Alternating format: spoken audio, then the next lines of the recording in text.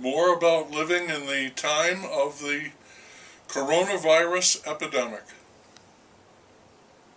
Attendance at the Trumpets rally in Tulsa was pitiful. He claimed there were 1 million requests for tickets. 5,000 people showed up. Another trick with numbers. He blamed the poor showing on protesters. He called them bad people doing bad things. And the coronavirus, a bad microorganism doing bad things, I guess. He made fun of the virus too. At least he wasn't killed. I'm relieved for many reasons. It was a bizarre time, I thought, for a political rally. The field mouse spoke again about his far-reaching police reforms. And when he was done, he took questions. The first one asked him, "How do you intend to pay for this?" And once again he brushed that off with an, "I don't know, but we will get it done. We will find the funding."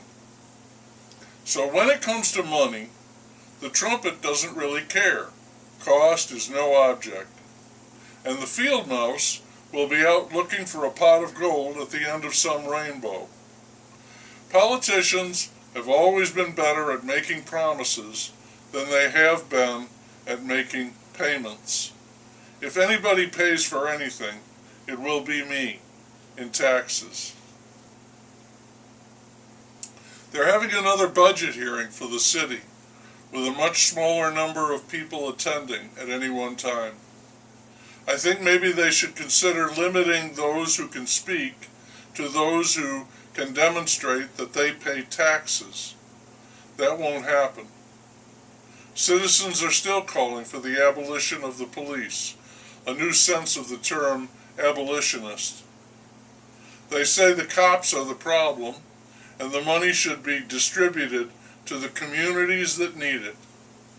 The city is also catching flack for shutting down the last meeting and refusing to listen to the people. The people, I guess, the same people who were shouting down the man speaking in favor of the cops. This is an ugly division that is not going to go away or heal. College football teams like LSU, trying to practice, are reporting 30 positive tests for the virus. Panic sets in and people say they should shut everything down. Then the news that most players are completely asymptomatic, and of the 30, none, 0, have been hospitalized.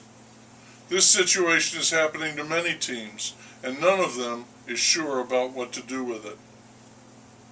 I kind of wanted the nation of Chaz to succeed in some way. Sort of like a movie I barely remember where, in the aftermath of a war, an asylum full of mental patients took over a deserted town. But it doesn't look like that is going to happen. In fact, it looks like a spectacular flop, a pratfall in every possible way, including, I have read, 2 murders. Self-sufficiency, the lack of it, is what destroyed this movement, if it ever was that. They were able to do little but clomp along, make their demands, they were very demanding, and ask for help. Conservative commentators are having a field day with this, gloating over the Hindenburg that this has become.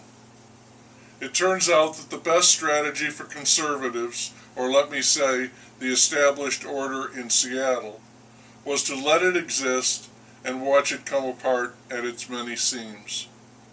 If Chaz is remembered, it will be as a landmark, a testimony to the pathetic insubstantiality of liberal idealism. That's too bad. I regret it. I wish they could have demonstrated a little more grit and dignity and a lot less of the posturing and pure foolishness.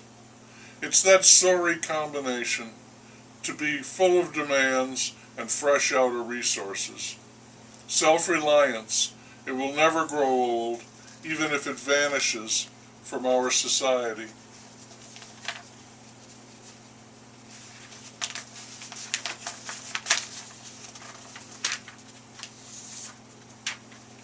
the first thing Chaz might have done was to look up the definition of autonomous. I'll supply it. Autonomous, self-directed. But all is not lost for the protesters.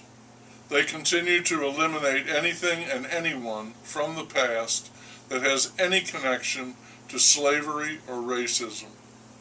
They are pursuing this agenda with a vengeance. It's a purge. Breyers has voluntarily done away with the Eskimo pie.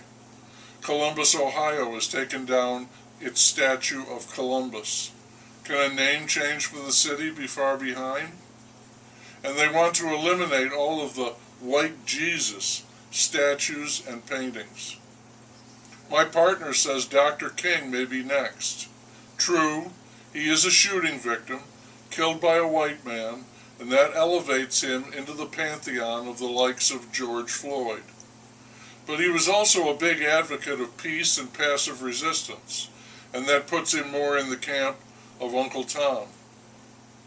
Malcolm X is another shooting victim, but he was shot by black people, and I would say that confuses, at the least, his issue. He may have to go too. Historical cleansing can get awfully tricky.